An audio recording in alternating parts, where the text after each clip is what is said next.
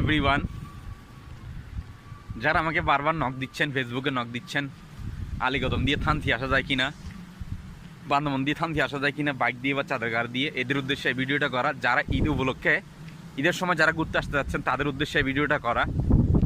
Totally এখন আলীকদম থেকে 10 কিলোতে 10 kilo যে ক্যাম্পটা আছে ওই ক্যাম্প পর্যন্ত আসতে যায়। এরপরে থানচির উদ্দেশ্যে কাউকে আসতে দিচ্ছে না, কোনো পর্যটককে অ্যালাউ করতেছে না বাংলাদেশ সেনাবাহিনী। যে গেটগুলো আছে, যেমন থানচি থেকে নীলগিরি থেকে সর্বোচ্চ নীলগিরি পর্যন্ত আপনি আসতে পারবেন। এরপর আর কোনো পর্যটক অ্যালাউ নেই এদিকে। এই আগস্ট মাসে রিসেন্টলি একটা ঘটনা হওয়ার পরে সবাই জানেন, ফেসবুকে দেখছেন, আমাদের এখানে খুব মর্মান্তিক একটা দুর্ঘটনা হয়েছে। একটা ছোট বোনকে মারা হয়েছে, খুবই পরিচিত মুখ আমাদের। এরপর থেকে হয়েছে থানচির পরিস্থিতি আর ভয়াবহ হয়ে যায়। পর্যটকদের জন্য নিষেধাজ্ঞা জারি হয়, পর্যটকরা না আসার জন্য নিরুৎসাহিত করা হয় প্রশাসন থেকে। বারবার প্রশাসনকে খুলে দেওয়ার জন্য পরিস্থিতি সাবেক মন্ত্রী বন্ধ রাখছে। করার কিছু নাই।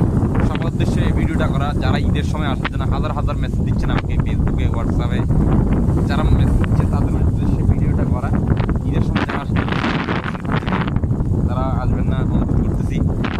আর যারা মেসেজ দিচ্ছেন এদের উদ্দেশ্যে ভিডিওটা করা। আমি এখন যে লোকেশনে দাঁড়িয়ে আছি, এটা ডিম পাহাড়। এই যে আমার পিছনে এই যে মেঘ, এই যে এগুলো ডিম পাহাড়, এই যে মেঘ যাচ্ছে। তাদের উদ্দেশ্যে ভিডিওটা করা। সুস্থ থাকবেন, আমার ভিডিওটা ভালো লাগলে শেয়ার করে দিবেন, তার জন্য সুযোগ করে দিবেন। আমার জন্য চেষ্টা করতে থাকি, তারা আসবেন না। যারা আসতে যাচ্ছেন আলীকদমে করতে পারেন, আমার 9 কিলোমিটার আলীকদমে চাইলে আমার সাথে জয়েন হতে পারেন। আলীকদম বন্ধ খোলা আছে।